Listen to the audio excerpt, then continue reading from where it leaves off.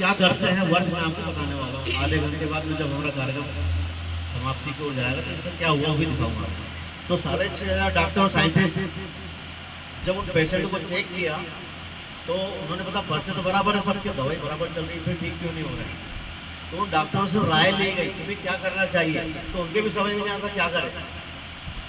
तब हमारे भारत की जो टीम थी वहाँ गई थी, जो आयुर्वेद को मानते थे, जो वेदों को मानते थे, तो उन्होंने वहाँ पे पाया कि वो जो गंगा ऋषि जहाँ से गंगा निकली ऋषिकेश से, वहाँ का पानी जो है जो लोग पीते थे और वहाँ के जो साधु संत रहते थे तो 150 से 200 साल जीते हैं और आज भी जीते हैं, क्योंकि वो हमारे इस वातावरण में ही रहते हैं।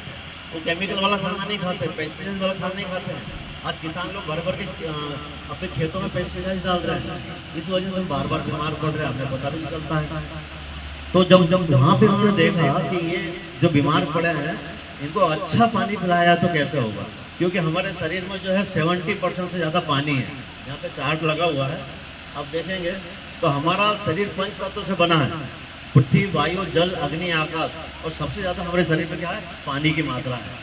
तो हमारे जो आयुर्वेदिक डॉक्टर वहाँ पे खड़े थे जापान की मीटिंग में जब बोल रहे थे, उन्होंने बताया कि भाई इनको जो है अच्छा पानी पिलाया जाए, दवाई बंद कर दो कि अच्छा पानी पिलाने चालू करो तो शायद ये ठीक हो जाएंगे। तो उनको जो है ऋषिकेश से पानी ला करके 5 पेशेंट को अलग रखा गया और वो पानी उनको पिलाना चालू किया।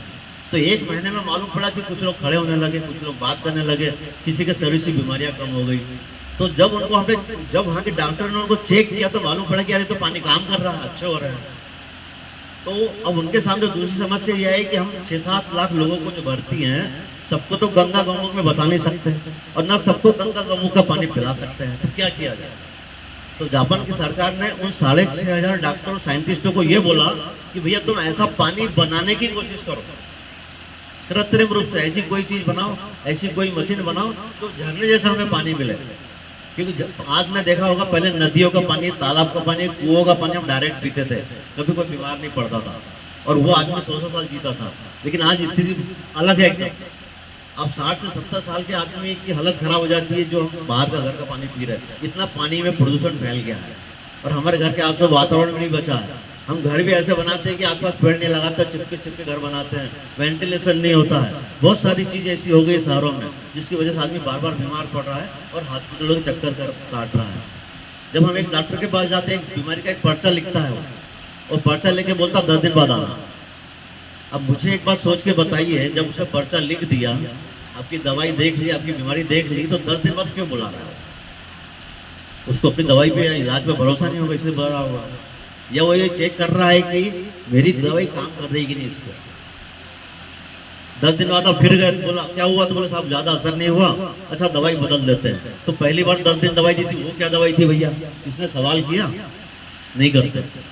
फिर उसने दवाई बदल के लिख दी, फिर 10 दिन वो हमने खाई, देखा तो फिर कोई रिजल्ट नहीं आया। तो बोला ऐसा करो मेरा, तुम तो भोपाल रेफर कर दिया, नागपुर रेफर कर दिया, वहाँ दिखा दो। तो भैया तुमने 20 दिन क्या किया?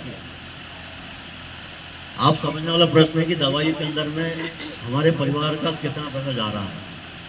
और दवाई 10 पैसे की होती है और 1 रुपये में हमको खरीदनी पड़ती है। दवाई जो है 10 पैसे की बनती है और हमें 1 रुपये में मिलती है, और बीच का पैसा कहाँ जा रहा है? आपको आपने सालों से दवाई खा रहे हैं, कभी मेडिकल वाले ने आपको जापान का या कहीं का टूर नहीं दिया आपको कि जाओ गोवा घूम के आ जाओ। डॉक्टर को हर साल टूर मिलता है, क्यों मिलता है? वो हम लोग दे रहे भाई, हमारे पैसे से टूर जा रहे हैं। तो आज बीमारी की हालत होगी, हर घर में बीमारियां फैली हुई है। तो जब वहाँ के लोगों को पानी पिलाएगा, जब ठीक हो गए, तो डॉक्टरों को जापान की सरकार ने बोला ऐसी कोई मशीन बनाओ कि भाई ये मशीन जो है जापान का पानी जो मशीन से निकले वो हमारे गंगा अमृत जैसा। तो इस पे उनमें काम चालू किया 6,500 डॉक्टर ने 1947 से, और 1974 में जाके सफलता मिली। तो जो पहली मशीन बनी इसकी तो पहले डुप्लेक्स के बराबर बनी थी। तो जापान की सरकार ने बोला भाई तुमने पानी तो हूबहू बना दिया, लेकिन इतनी बड़ी मशीन कौन लेगा और कहाँ लेके जाएंगे? तो उसके बाद में इसका छोटा मॉडल बना जो आज आप लोगों ने आश्रम में देखा। अभी जाने से पहले एक बार जिन लोगों ने नहीं देखा मशीन देख के जरूर जाइए।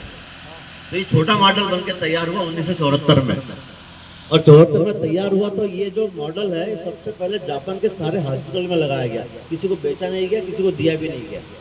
और 1974 से लेके 1994 तक के कितना होता सर, 20 साल मशीन का ट्रायल लिया गया। आपको पता है कोरोना वैक्सीन का ट्रायल कितने महीने चला? जब कोरोना आया था भारत में तो उसकी वैक्सीन जो लगाने का काम चालू हुआ तो 6 महीने भी उसमें कहीं ट्रायल नहीं हुआ उसका, और पूरे भारतवासियों को मशीन अपने वैक्सीन लगा दी गई। इस मशीन का ट्रायल 20 साल चला है और ये कंफर्म हो गया कि ये झरने जैसा पानी है, लोगों को अच्छी हेल्थ देगा। उसके बाद में 1974 से लेके 1994 में जब मशीन रेडी हो गई तो पहली मशीन तो ये बनी थी बड़ी, बाद में छोटा मॉडल बना। तो 1994 के बाद में ये अलग अलग देशों में जाने लगी। आज 123 कंट्री में मशीन जा रही है, आज 123 देशों में जा रही है।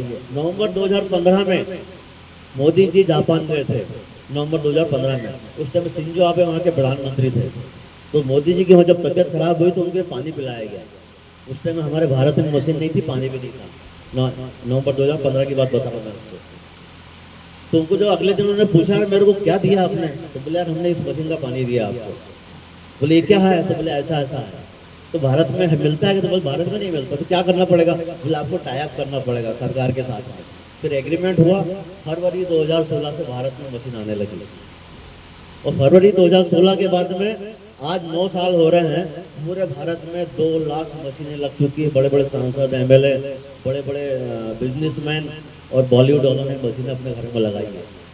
इस मशीन को हमारे आश्रम में लगे हुए 3 से 4 महीने हो रहे हैं।